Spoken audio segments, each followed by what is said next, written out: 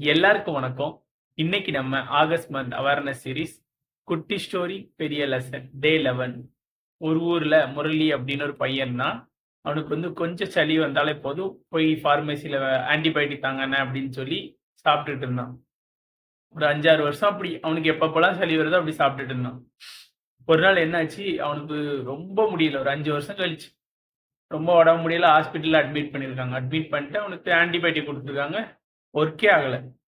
ஏன்னு பார்த்தீங்கன்னா, அந்த ஆன்டிபயோட்டிக் அந்த உடம்பு ரெசிஸ்டன்ஸ் ஆயிடுது. உங்களுக்கு சிம்பிளா சொல்றேன். இப்போ ஒரு எதிரி வரான்னு வச்சுக்கோங்க. எதிரி வரதுக்கு முன்னாடியே நம்ம ஒ ஆயுதத்த காமிச்சுட்டோம்னா என்ன ஆகும்? எதிரிக்கு நம்ம ஆயுதம் தெரிஞ்சு போயிரும். அதே மாரி தான் நம்ம உடம்புக்கு ஒரு இன்ஃபெக்ஷன் வருது.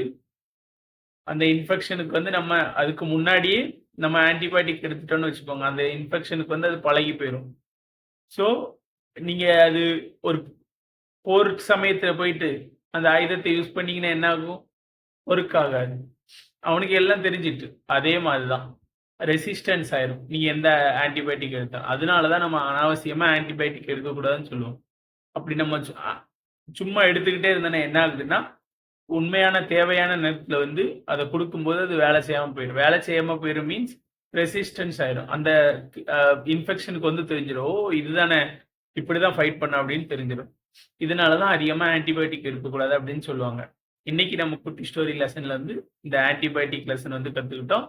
நாளைக்கு இது போல ஒரு குட்டி ஸ்டோரி பெரிய லெசன் வீடியோல சந்திக்கலாம். பாய்.